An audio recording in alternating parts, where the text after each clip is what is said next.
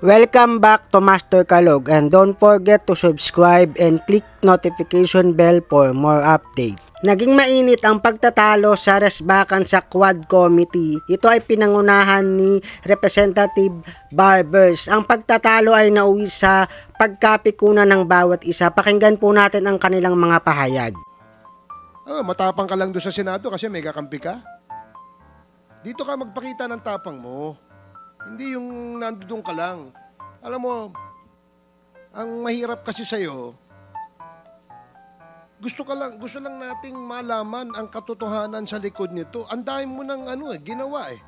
Dinamay mo pa yung mga kasama na, hindi dahil sa kasama namin sila, kundi hindi tama ang nangyari at ginawa mo. You are trying to besmirch the reputation of this committee. Itong committee ito, hindi ito gawa-gawa lamang. Ito'y pinapayagan ng ating saligang batas. Ito'y pinapayagan at pinayagan ng 300 mahigit na membro ng Kongreso na kung saan ay merong mandato ng taong bayan. Kaya wag mong pastusin ito. Yung tapang mo, nawawala eh. Tawagin mo yung kakampi mo. Thank you very much. So, anyway, Colonel Grijaldo, meron po akong copy ng affidavit nyo. At ito naman po ay pinaninindigan po ninyo. Tama po? Yes, Your Honor. Okay. Maraming salamat. Dito po sa number 7 ng inyong sinumpang salaysay, sinabi po ninyo dito, when I entered the end room, I saw 2 lawyers of Colonel Garma standing inside the room. One of the lawyers approached me and then asked me what we were going to talk about. And I said that I do not know. Number 8, after a while, Congressman Dan Fernandez entered the room and he asked me to sit beside him on the right side. Then Congressman Abante entered the room and sat on the far end, chair on my right. One of the lawyers of Colonel Garma stood at my back. Your Honor, I would stand by my statement. Okay, in the so Senate I would under oath, Your Honor, and I invoke my right for self-incrimination, Your Honor. Point of order, Mr. Chairman. Point of order. What is the point of I don't see any reason why our guest keeps on invoking his right against self-incrimination when Deputy Speaker J.J. Suarez was not asking him anything incriminating. He was just merely reading a portion of his affidavit. So I don't like, Mr. Chair, that this committee, that our resource person may impress upon the public that we are here to corner him and to incriminate him. Please, tigilan mo yan. Hindi naman, Mr. Chair, it's not right to invoking self-incrimination when in fact DSJJ is not asking you any questions but merely reading his affidavit. Baka naman ng message na pinapakita, Mr. Chairman, sa publiko, inaanggulo natin siya dito. I'm sorry, Mr. Chair, but I have to manifest this. I think his invitation to the Senate was discussed about EJK and illegal drugs, and nowhere in his affidavit did he mention anything about illegal drugs and EJK. He did not share any inputs or his knowledge on illegal drugs. His participation in that Senate inquiry was merely to besmirch the reputation of some of the chairmen here. And as a result, attempting to degrade the integrity of the Quadcom. So please, I hate to admonish men in uniform. I have the highest respect for our policemen. But please, Colonel Grijaldo, stop invoking your right against self-incrimination. Nobody's asking you any incriminating questions here.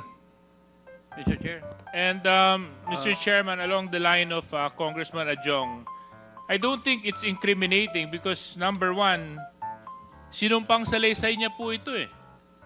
Pirmado niya po ito eh. So how can he incriminate himself when he actually signed this affidavit? And this is a public document, Mr. Chair. So if our resource person is invoking this right to self-incrimination, I think that is out of order. Okay, I'd like to remind the resource person that the questions being asked of you are the statements you made in your affidavit. And the questions that DSJJ is asking is whether you confirm those statements that you stipulated in your affidavit. Dahil affidavit, pinirmahan mo yun, there's nothing incriminating no dun sa tanong ni Congressman JJ Suarez. So please answer appropriately the questions being asked by the members. Congressman Acop?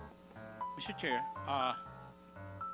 may we ask the resource person the basis why he is invoking his right against self-incrimination? Yeah, please answer. What is the basis of you invoking the right against self-incrimination?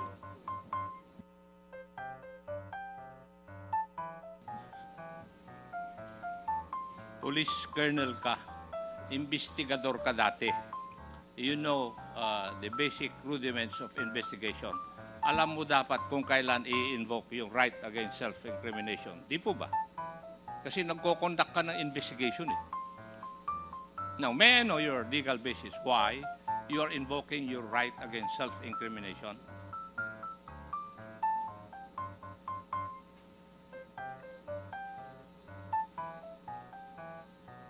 Mr. Chair, if you cannot provide any basis, I think I agree with the Honorable Adjong that he should not invoke that right. Thank you, Mr. Chair. Thank you. I share the sentiment of Congressman Acop. If indeed the resource person cannot explain to this committee why he is invoking his right against self-incriminations in reply or in response to the questions raised by DSJJ Suarez, then I would agree that the gentleman is out of order, and perhaps do you have a lawyer with you, Colonel Grijaldo? Nandito, may abogado ka ba? Would you like? Wala po, Your Honor. Do you want us to provide you a lawyer? No, Your Honor. Because your lawyer or lawyers that we can provide you will assist you on telling you what your rights are in this committee hearing.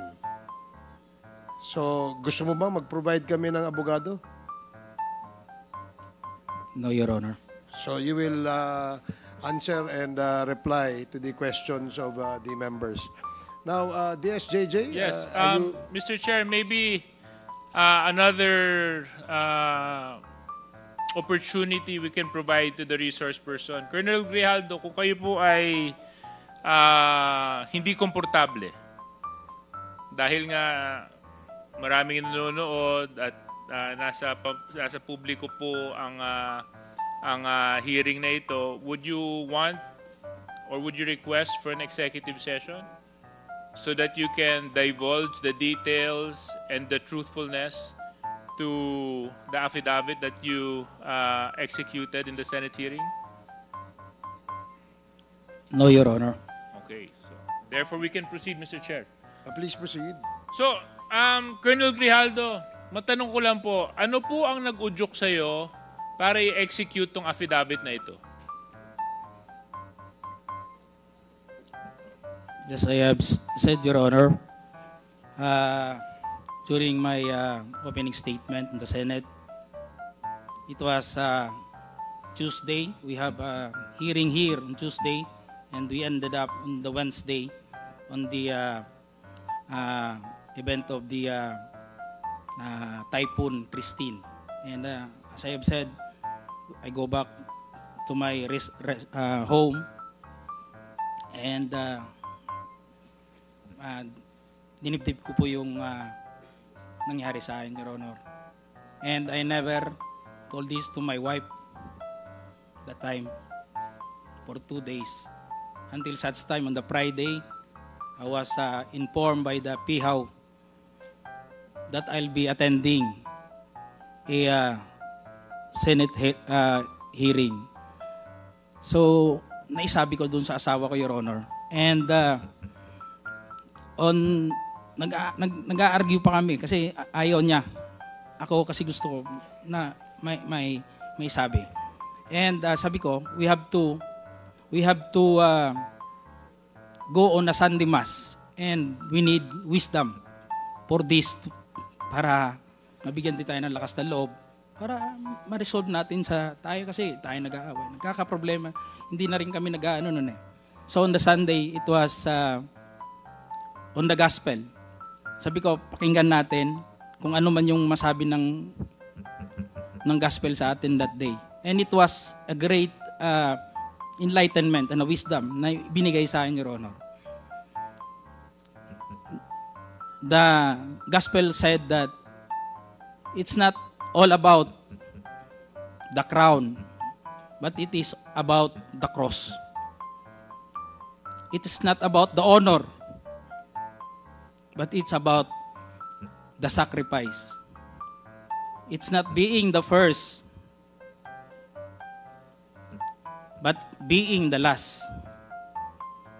It's not being the great, but being the servant. Sabi ko sa asawa ko, bakit na ibigay sa atin to? We have to, and to sum up that, Your Honor, ang sinabi nung pare, sabi niya, it's not about the experience. Because yung experience kasi natin sa buhay, it may be good or bad.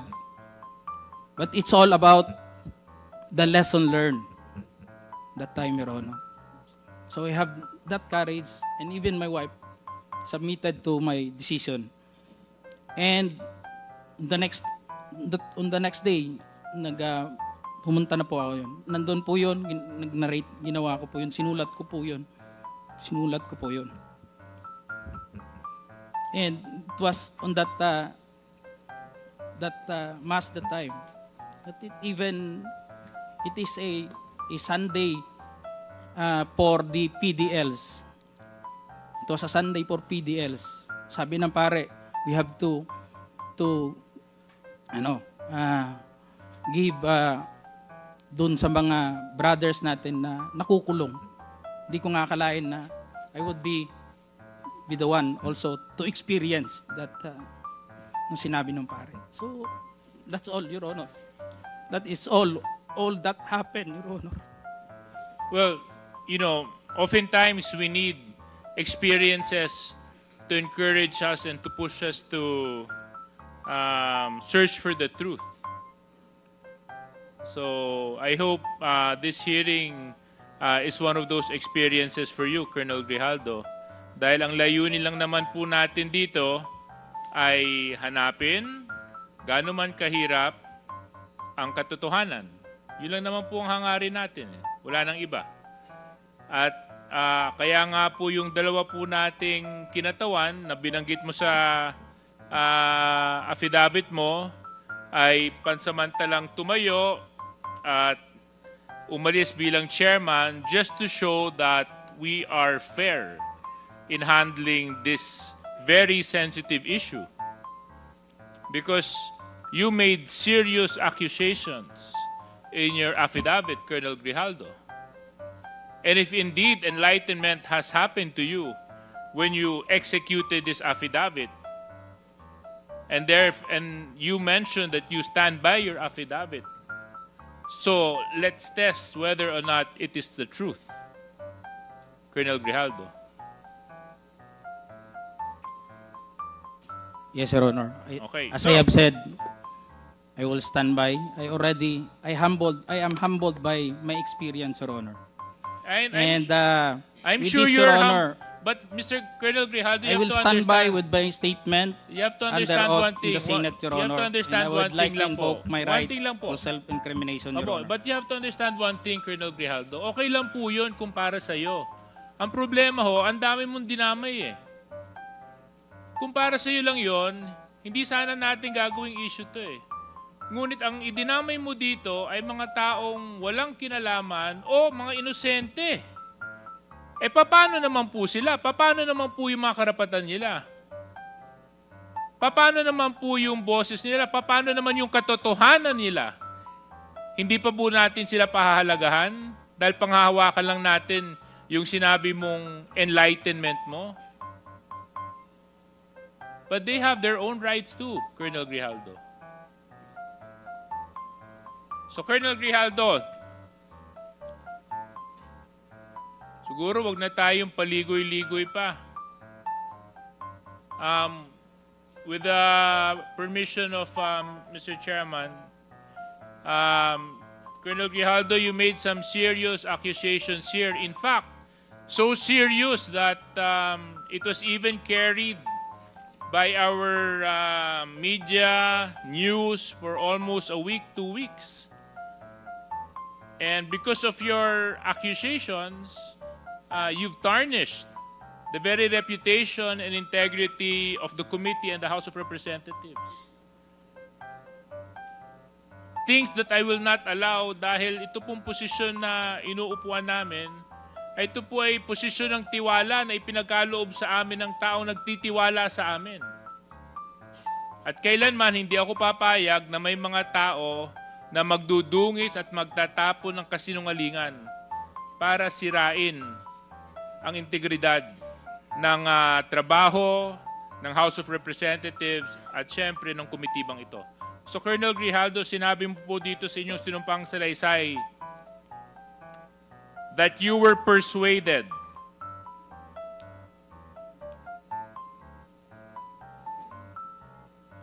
Your Honor, and you said,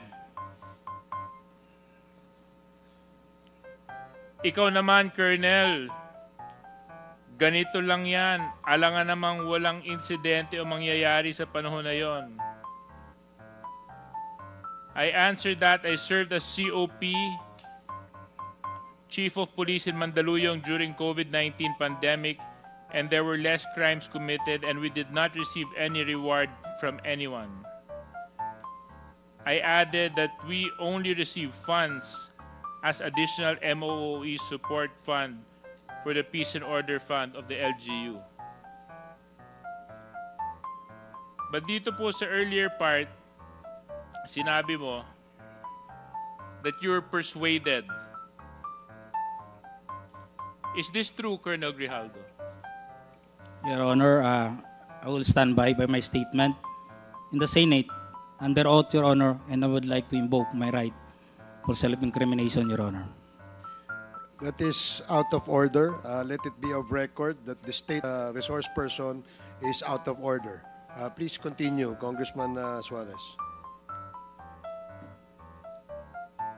Number 17, sinabi nyo dito, I then respectfully told Congressman Dan Fernandez that anyone can debunk my statement if I confirm the testimony of Colonel Garma about DDS in 1999. Since I was not a member of the PNP at that time and I have no knowledge as to the reward system. Additionally, I said that the work of policemen are noble, that requires great sacrifice even without reward or award. It is our moral obligation and a call of duty to serve our country and our people. If I may continue, Colonel Grijaldo. At sinabi mo, Congressman Dan asked me, Colonel Garma, anong masabi mo sa kanya tungkol kay Barayuga? I politely told him I cannot comment on the case when I respectfully answered him, Sir, mahirap yan. Kasama kami sa nag-iimbestiga at hindi ko alam kung anong kinalaman niya at may investigasyon din kami.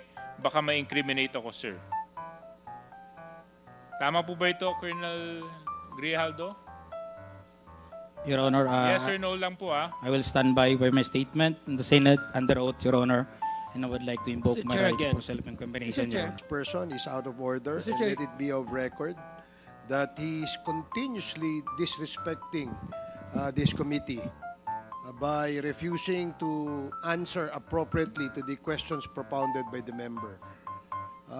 Alam mo, Colonel, if I may, DSJJ, binibigyan ka namin ng pagkakataon dito eh. Noong nasa Senado ka, ang tapang-tapang mo eh. Bakit dito ay mo magtapang ka rito?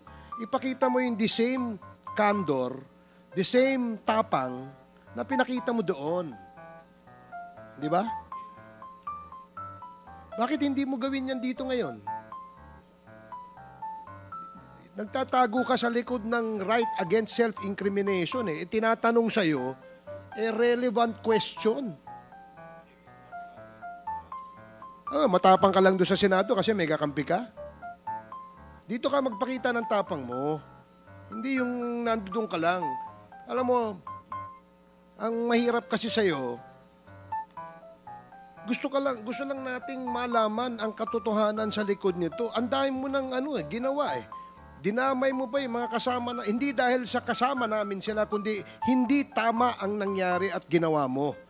You are trying to besmirch the reputation of this committee.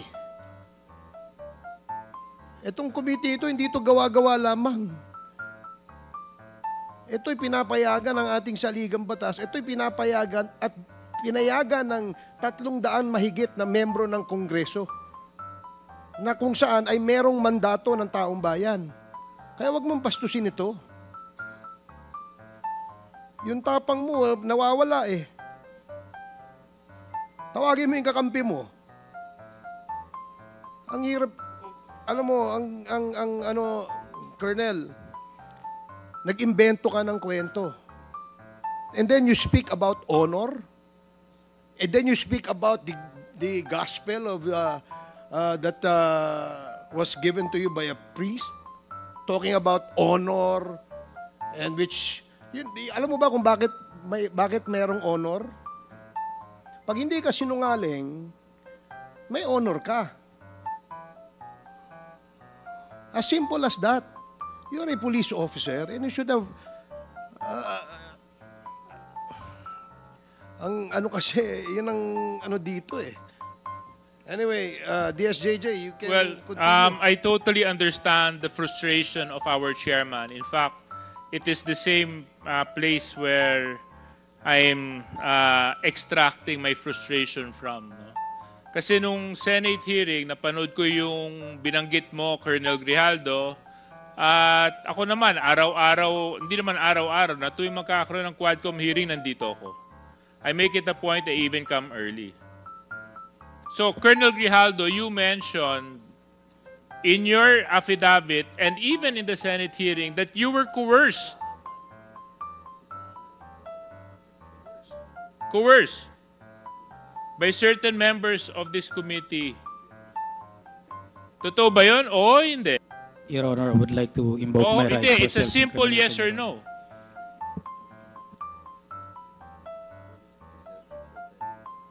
Mr. Chairman. Yes or no? Yes or no? Yun lang po yun. Sabi mo, truth, di ba? Your Honor, Sabi I would mo, like to invoke my enlightenment, right diba? to self-incrimination, Your Diba Honor. sinabi mo, gospel truth, di ba? When you talk of God, there's only right and wrong. There's nothing in between. You want to talk about honor, Colonel Grijaldo? Kung gusto mo, Colonel Grijaldo, mag-usap tayo tungkol sa integridad ng isang tao, ang pagsabi ng katotohanan is the simplest way to show honor. Na hindi ka nagtatago at hindi ka nagsisinungaling. Kasi we're talking about serious issues here, Colonel Grijaldo. Sa kanilang mainit na pagtatalo at trashbakan sa Quad Committee, ano ang magiging opinion mo dito? Ihayag mo sa comment section ang iyong opinion. Don't forget to subscribe, like, and share. Thank you for watching.